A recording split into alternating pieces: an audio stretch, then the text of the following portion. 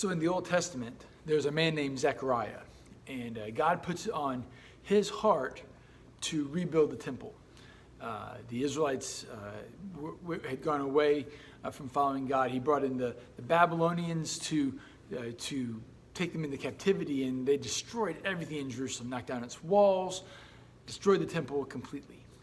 And so after a time in captivity, God brings them back to the land, and he puts it on Zechariah's heart to rebuild the temple. And so Zechariah has this vision, this dream with God, and God has him look around. And he says, "What do you see?" And he begins to see all the pieces of the temple in place as it should be. And God tells Zechariah, he goes, "Not by might, not by power, but by my spirit, says the Lord. That these things will come across not because of your power, not because of your might, not because of your ability, but because of my spirit." And a few verses later, he says, "Do not despise the days of small beginnings."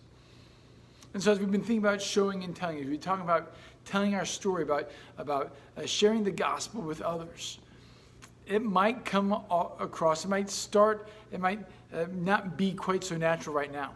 It might be a little bit more difficult, something that's harder to think about or harder to imagine doing.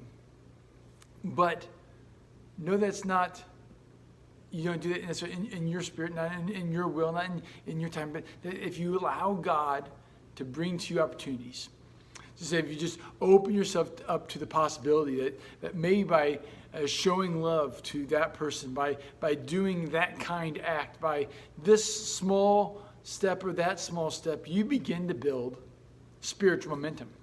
That as we study and as we walk more closely with God, as we keep our eyes open to opportunities that are around us, momentum begins to build in our life. And as the spiritual momentum begins to build through service, through love, through talking with this friend or this person or that person, all of a sudden we begin to build a momentum in our life. And right now it might start small. It might be one kind word. It might be one possibility. It might be one small act. But one by one by one, momentum begins to build. Think about an avalanche. An avalanche doesn't just occur, but it's one small occurrence at the top of the mountain that begins to build on its way down, that all of a sudden becomes this great force that can wipe out the side of a mountain.